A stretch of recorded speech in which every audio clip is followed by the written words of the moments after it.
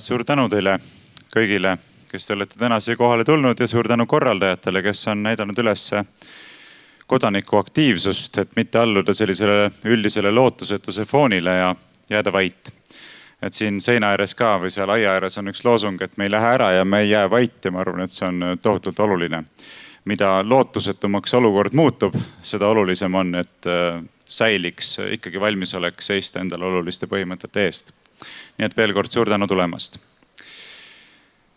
Ma ei ole kuulnud kõiki neid kõnesid, mida siin täna on peetud enne vahepeal mööda jalutades, kui ma tulin siia üles Toompeale pärast kohtumisi Alllinnas. Kuulsin, et räägiti rahvaalgatuse õigusest. Ma arvan, et see on väga oluline asi, mis tuleks taastada. Kuulsin, kuidas räägiti metsapoliitikast, see on kindlasti väga oluline. Olen kuulnud, kuidas räägiti hariduspoliitikast, sotsiaalpoliitikast. Ilmselt on räägitud ka majanduspoliitikast, julgeolekupoliitikast ja muudest aspektidest. Ja kõik need on olulised probleemid, aga ise ma olen jäänud üha rohkem mõtlema ja ka siin veidi aega tagasi kõnepidamiseks valmistudes mõtlesin, et võib-olla me peaksime vaatama kaugemale ja sügavamale ja mõtlema, et mis on kõikide nende probleemide ühisosa või ühisnimetaja. Ja ma ise olen küll üsna veendunud selles, et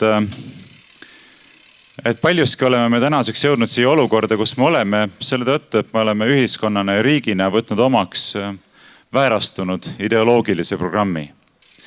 Me pääsesime 1990. alguses Nõukogude Liidu võimu alt, kus teatavasti valitses väärastunud kommunistlik ideoloogia.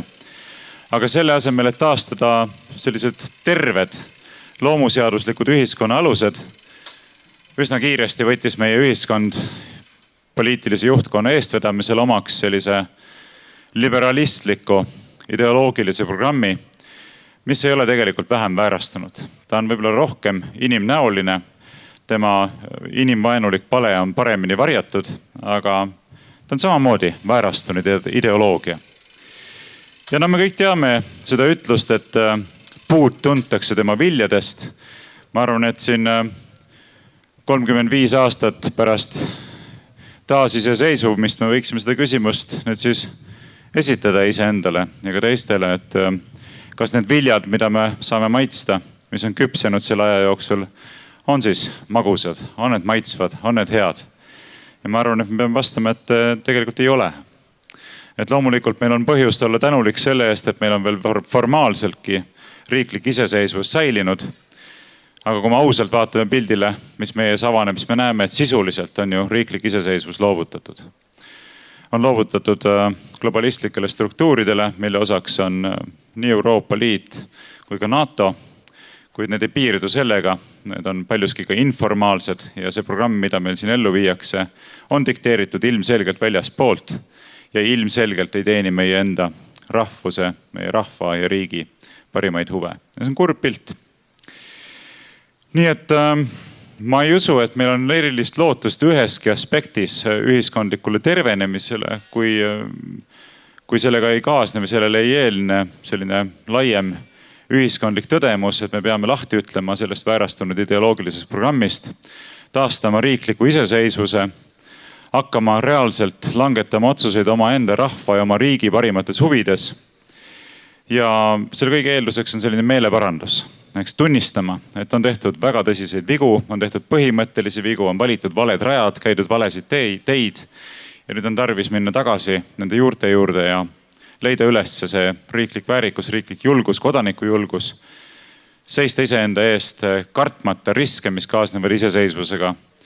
Ja selliselt uuesti taastades ka lootuse paremale tulevikule. Sest sama teed käies, ma ütlen, meil ei ole mingisugust mõtet hellitada lootust, et asjad hakkavad paremaks minema. Nad ei hakka paremaks minema. Asjad lähevad ainult halvemaks. Kui me vaatame, kus me oleme majanduslikult, siis riigikontrolör on öelnud, selgelt osutanud, et me oleme sisuliselt riiklikult pankrotis. Seda tõdemust lihtsalt lükatakse edasi läbi selle, et võetakse järjest rohkem laenu peale, mida meie järjest vähemad lapsed peavad tagasi maksma. Kui me vaatame rahvastiku mõttes, siis me oleme väljasurev rahvas. Vähemalt rahvus kindlasti. Et siin on ju hiljutigi toodud esile prognoosid, mis näitavad, et kui immigratsioon massiliselt ei kasva ja jätkuvad samasugused sündimusnäitajad, siis sajandi lõpuks on eestlasi alla 500 000. Eestlasi. Need inimesi, kes räägivad emakeelena eesti keelt. Ja Eestis elavaid inimesi alla 700 000. No me kõik saame aru, et selliste numbrite juures ei ole võimalik iseseisvat riiki, rahvusriiki enam ülal pidada. Ja ilmselge on siis ka see, et kui eestlased jäävad oma kodumaal juba vähemusse perspektiivis, siis ei saa siin rääkida ka mingist rahvusriiklusest, et miks peaks meil olema põhiseadus, mis ütleb, et eesti rahvuse, keele ja kultuuri püsimine läbi aegade on üks olulistest eesmärkidest, mille poole Eesti riik peab püüdlema, kui me rahvusena oleme siin vähemuses. Ja no seda jada võiks jätkata, eks, et perspektiiv on selles mõttes sünge. Aga küsimuseks jääb, kas meil on seda julgust, kas meil on seda südikust, kas meil on seda sirgeselgsust, mida eeldab see meeleparandus ja põhimõtteline kursi muutus. Ja noh, võt see on see, mis teeb minule muret. Kas meil on seda tegelikult? Ma ei tea, sest et paraku on aeg näidanud, et hirmude läbi on väga lihtne seda rahvast valitseda. Seda näitas ju meile koroonaperiood, eks, et natukene keera hirmufooni peale ja inimesed lasevad endale massiliselt süstida aineid, mille ohutusuuringuidki pole korrektselt läbi viidud ja mis baseeruvad uudsetel tehnoloogiatel. Ja mille kohta pärast me saame teada, et tegelikult puudus valdava enamuse inimese puhul igasugune vajadus nende süstimiseks. Mitte ainult ennast ei lastud ära süstida, vaid lasti massiliselt ära süstida ka oma lapsed ja lapselapsed. Nüüd me vaatame seda sama olukorda, mis meie ees avaneb läbi selle julgeoleku olukorraga, keera natukene hirmufooni peale ja inimesed kiidavad heaks ükskõik kui suured maksutõusud, ükskõik kui suure elatuskvaliteedi langetamise, ilma et oleks vähekenegi arusaadav, kuidas need maksutõusud peaksid reaalselt viima selleni, et Eesti suutlikkus ennast sõjaliselt kaitsta reaalse sõjalise konflikti korral mingilgi määral kvalitatiivselt paraneks. Et see on Riigikogus avalik saladus, ma olen sellest paljude Riigikogu liikmetega rääkinud. Tegelikult kõik teavad, et ükskõik kui palju raha me investeerime sellesse väidetavasse riigikaitse parandamisse, Eesti võimekus ennast sõjaliselt kaitsta sellest kvalitatiivselt ei muuta. Ja no nii me näemegi, et tegelikult selle loosungi all, millega väidetavalt meid kaitstakse sõja eest, tüüritakse meid tegelikult järjest lähemale sõjalisele konfliktile. Ja selle kõige taustal riisutakse rahvalt nii palju vara kui võimalik. Ilmselt hakatakse kaevandama veel massiivselt maavarasid, mida annab siit välja vedada, mille arvelt õnnestub veel päris palju riisuda.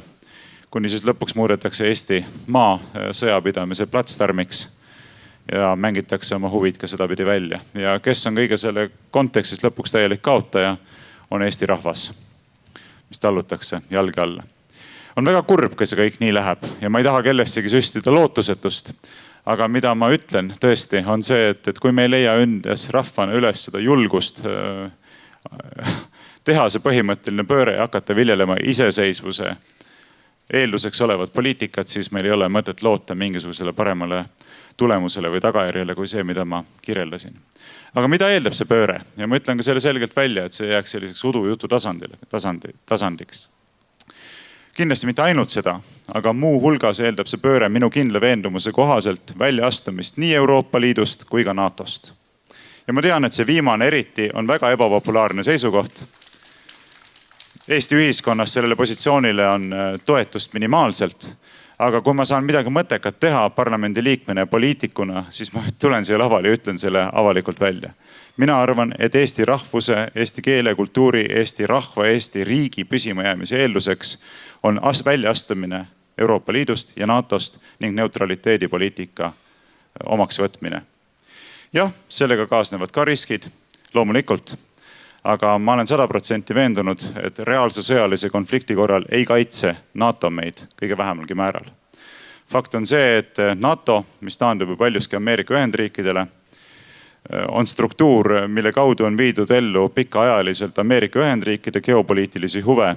Eestigi on osalenud mitmetes agressioonisõdades selleks, et olla kuulekas NATO liitlane, aga terve NATO ajaloo jooksul ei ole Ameerika Ühendriigid ühtegi korda reaalselt ühegi teise NATO liikmesriigi kaitseks sõtta astunud. Ja ma arvan, et suure tõenäosusega nii lähebki, et enne jõuab NATO oma loogilise lõpuni, kui päriselt ameeriklased kunagi ühegi NATO riigi kaitseks sõtta astuksid. Aga mida me näeme kuni me selle tagajärjeni jõuame või selle tulemuseni jõuame, näeme seda, et me jätkuvalt ostame sadade ja sadade miljonite või miljardite eest igal aastal sõjatehnikat, mille järel saame teada, et tegelikult moona selle tehnika kasutamiseks meile tegelikult ei müüdagi, sest seda on vaja kuskil mujal või peremeestel endileks. 100 miljonid lähevad paremale ja vasakule, ühele sõjatööstuse korporatsioonile ja teisele. Eesti rahvas vaesub ja siis, kui me lõpuks sõtta jõuame, kui meie territooriumil hakatakse sõda pidama lõpuks kõige selle tagajärjel, siis ei astu meie kaitseks välja mitte keegi. See on see reaalsus, mida ma arvan, et me saame näha või meie lapsed saavad näha. Ja kui me kursimuutust teha ei suuda, siis ei olegi midagi muud teha, kui meile kaasa tunda. Aga et see kõik nii ei läheks, selleks ei tohi lasta lootusetusel maad võtta ja ennekõike on tarvis julgust rääkida asjadest ausalt, nii nagu me neist aru saame. Kas see, mida ma teile praegusel hetkel räägin, on tingimata tõde? Ma ei tea. Võib-olla lähevad asjad teistmoodi. Aga tõde on see, et see on niimoodi mina neid asju näen. Ja mina ei tohi karta nendest asjadest rääkida nii, nagu mina neid näen. Ja ka kõik teised inimesed ei tohi karta rääkida neist asjadest nii, nagu nad neid näevad. See on esimene eeldus selleks, et asjad saaksid pöörduda paremusele. Kuni me korrutame kaasa neid kohustuslikke valesid, mida meie rahvas ja suur enamus meie rahvast on kaasa korrutanud pikki aastakümneid, seni on täiesti kindel, et midagi paremaks ei lähe. Nii et leidkem üles julgus rääkida asjadest nii, nagu me neist päriselt aru saame, ausalt, siiralt, omakasu püüdmatult ja ärgem minetagem lootust ja selle lootuse teenistuses säilitagem ka suutlikkus astuda välja meile oluliste põhimõtete kaitseks, nagu te täna siia tulles olete teinud. Aitäh teile!